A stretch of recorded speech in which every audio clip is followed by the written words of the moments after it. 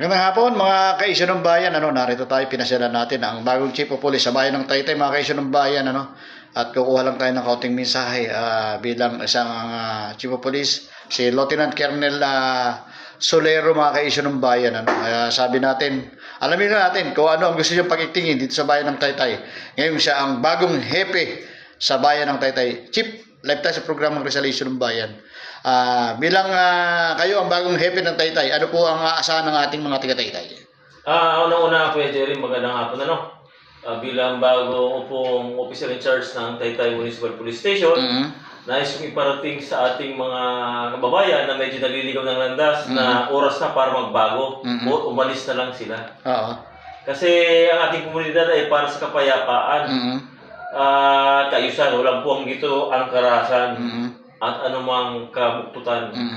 So, ang pakiusap ko naman sa ating mga kababayan, bigyan tayo ng panahon, bigyan tayo ng tulong sa pamamagitan ng pagsuplong sa mga masasamang gawain ng kanilang mga kakilala o mga taong nakikita nila na gumagawa ng hindi kaaya-aya.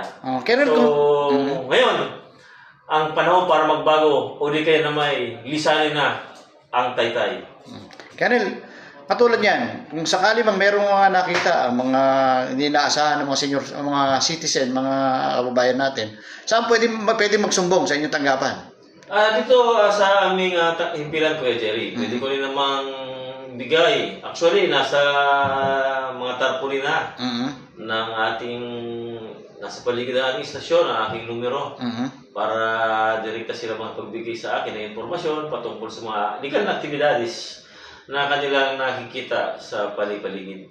Ibig sabihin talagang pag-itingin nyo ang peace and order dito sa bayan ng Taytay. Yun po, Kuya Jerry, ang ating mandato. Yun po yung mahigpit na pagbibili ng ating provincial director na si Police Colonel Felipe Maragon at ang ating regional director na si Police Brigadier General Paul Kenneth Lucas na ayusin, paigtingin ang kampanya laban sa kriminalidad para magkaroon ng kaayusan at lalong maging matiwasay ang bayan ng Taytay. Ibig nyo sabihin na, Colonel, katulad yan, may mga checkpoint po ba tayong gagawin? May mga sinatawag na yung pagdating sa gabi, meron po bang aasahan ng ating mga kababayan tungkol doon sa mga checkpoint? Actually, Kuya Jerry, meron naman na po yan. Tuloy-tuloy lang po natin at lalo lang po natin paigtingin. Tuloy-tuloy naman po, hindi lang po sa gabi, kundi sa umaga, meron po tayong checkpoint operation.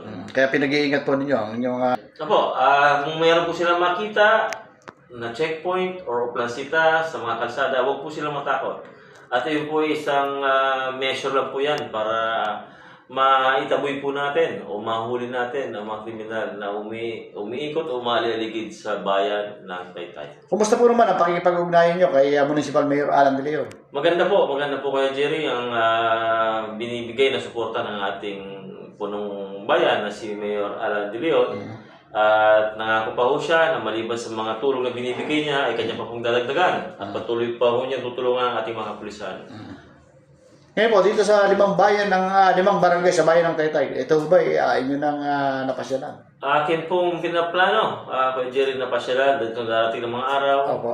Ang lahat po ng barangay captain para po makipag-ugnayan sa kanila at makipag-dialogo at malaman po ang tunay na nangyayari sa kanilang mga barangay at na magkaroon po kami ng sistematikong pamamaraan para po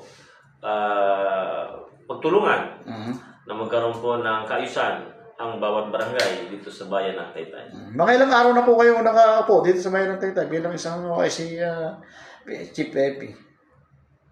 Bilang officer in charge po, ngayon po ay September 23. Ako po ay itinalaga bilang officer in charge ng Taytay Municipal Station noong September 19. So halos 5 araw lang po, Kuya Jerry. Mukhang pagod na po kakarating namin ninyo. Wala pong kapaguran ng ating mga pulisan. Hindi po, bawal pong pagod. Bawal pagod. Hindi po dapat mapagod. Bagkus, kailangan pong palakasin ang pangangatawan, ang paniniwala sa Diyos, ang pananalig, para makapagserbisyo ng maayos at makapaglingkod sa ating pong nasasakupan. Chief, alam ko busy-busy kayo. Ayoko na kayo masyadong abalahin. At ngayon nga po, nang-abala na ako. Baka po meron kayong mensahe sa ating mga kababayan. Ayan po, tulad na sabi ko po, humingi po kami ng tulong sa ating mga kababayan dito sa bayan ng Taytay, na kung meron po kayong nalalaman ng mga legal na aktibidades, maaari nyo pong isuplong sa aming himpilan. At sa mga masasamang loob naman at mga kriminal, sabi ko nga kanina, magbago na ngayon o tanggapin ang konsekwensya ng batas o ang bigat ng hustisya. Kaisip ng bayan. Yan po ang ating bagong OIC Chief sa bayan ng Taytay, Police Lieutenant Colonel Solero. Maraming salamat po, sir, at mabuhay po kayo. Maraming salamat din po kayo, Jared. Mabuhay din po kayo at ang inyong programa. Ayan.